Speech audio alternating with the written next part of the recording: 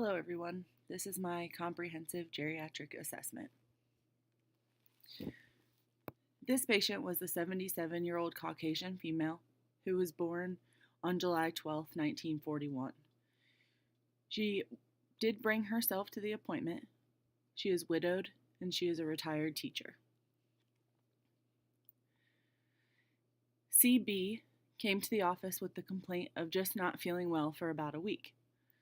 She complained of tiredness, shortness of breath with and without exertion, and some chest pressure.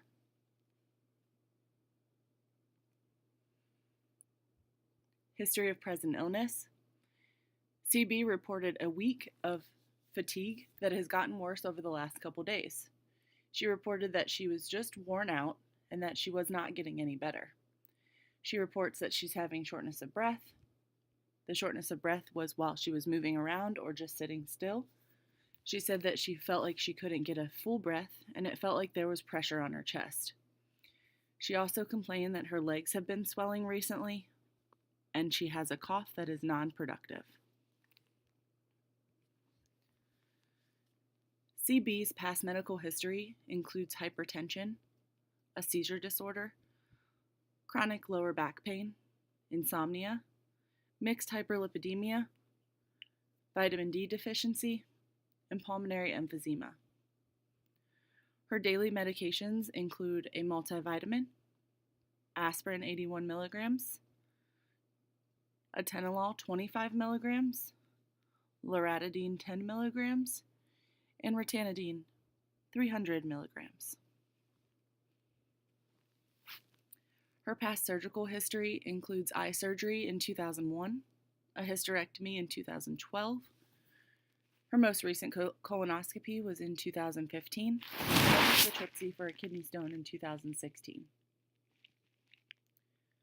Her social history includes the following.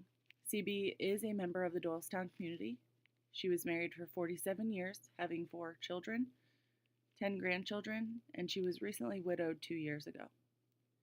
She was a former smoker, and she smoked about a half pack a day for 20 years. She did quit in 2010. She denies any alcohol or illicit drug use. She enjoys walking daily for her exercise. She sleeps a decent amount and she enjoys naps throughout the day. She denies any sexual activity. She belongs to a church group in town that she likes to attend weekly.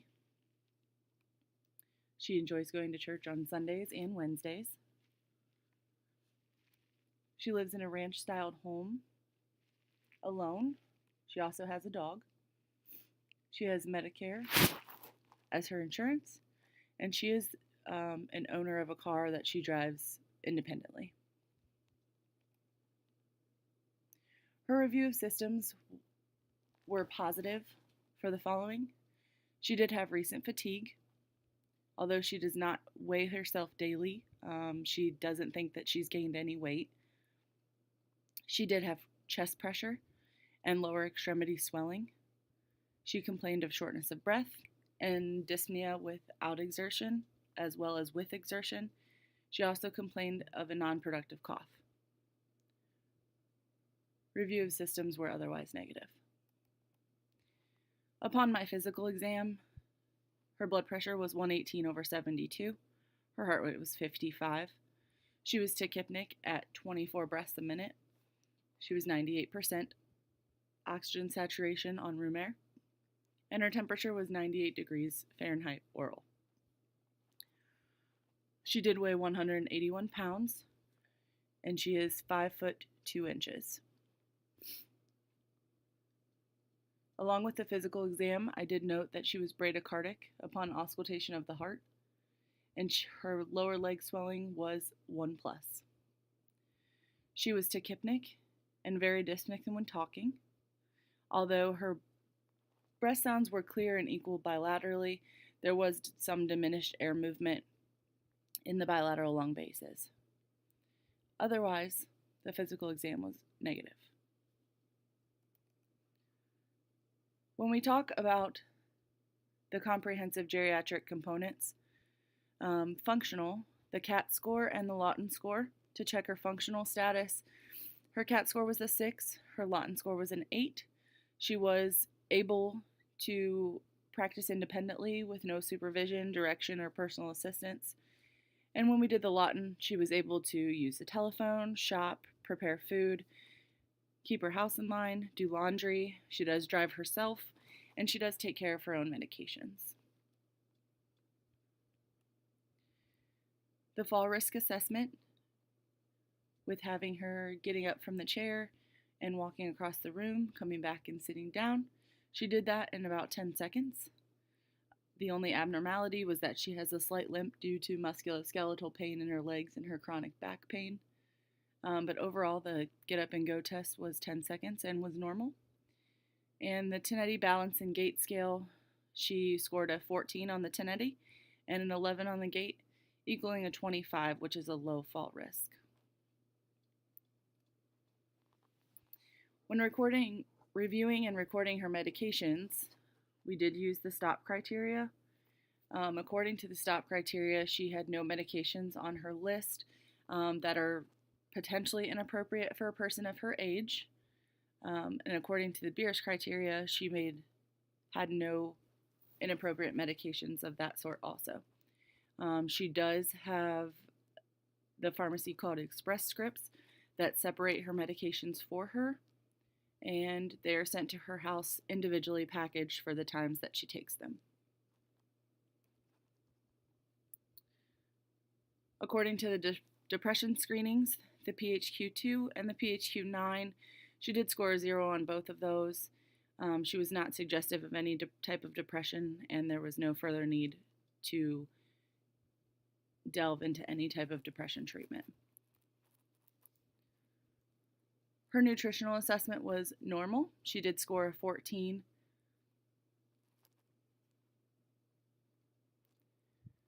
Her hearing and vision screening, her Weber was normal. She did hear vibration in both sides. And her Rhine test was also normal. Her air to conduction was twice the amount. Her visual acuity was completed with wearing her glasses. She does also see an ophthalmologist annually for these checkups. With both eyes, she was 20/20.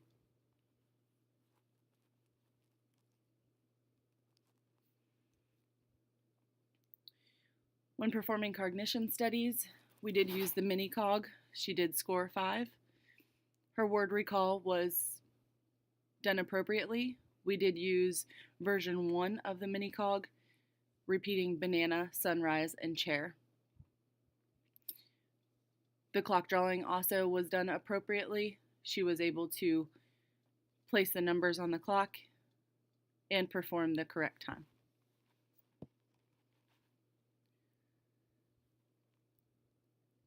The component of urinary incontinence, she did deny any loss of incontinence or being wet within the last year. Because both of these were negative, there was no further assessment needed.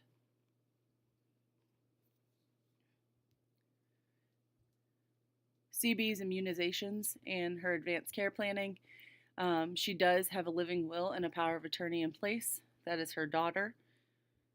And she has already established a DNR comfort care arrest with no intubation. All her immunizations are currently up to date, along with her tetanus, flu, pneumonia, and shingles vaccines.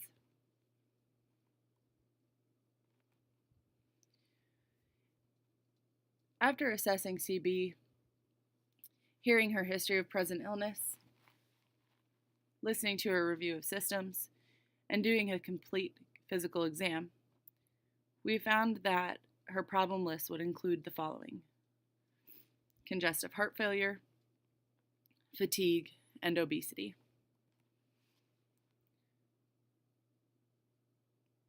We believe that she is having an early onset of congestive heart failure. Our plan was to educate her and tell her what exactly the CHF is. We educated her on the appropriate diet and exercise for the patients that have this type of onset. We also ordered some blood work. We ordered a complete blood count, a basic metabolic panel, a brain natriuretic peptide, and a troponin. Diagnostics that we ordered included a chest x-ray, an echocardiogram, and a stress test. We do also believe that she would benefit from a cardiology referral.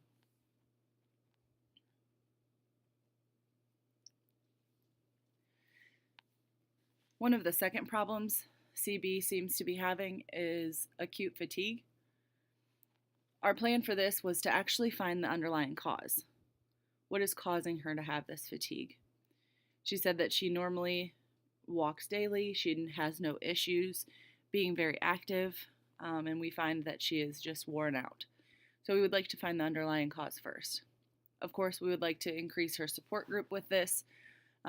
There is the potential need for cardiac rehab and some physical therapy.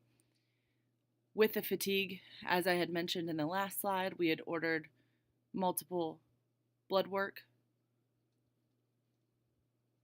to see if there were any abnormalities in electrolytes or if it was coming strictly from cardiac. We would also like to refer her for a physical therapy consult.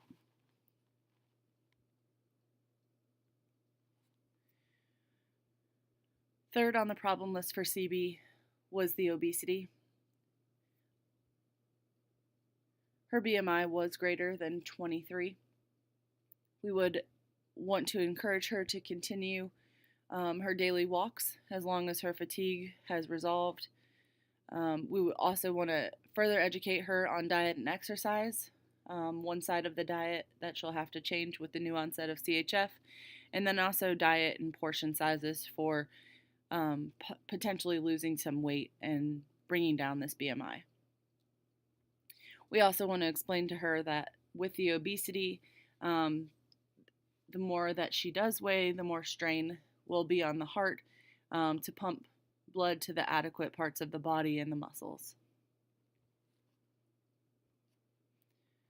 After reviewing this patient's case, coming up with her problem list and seeing what was actually going on with her, we did decide to send her straight to the hospital for an admission to a telemetry floor.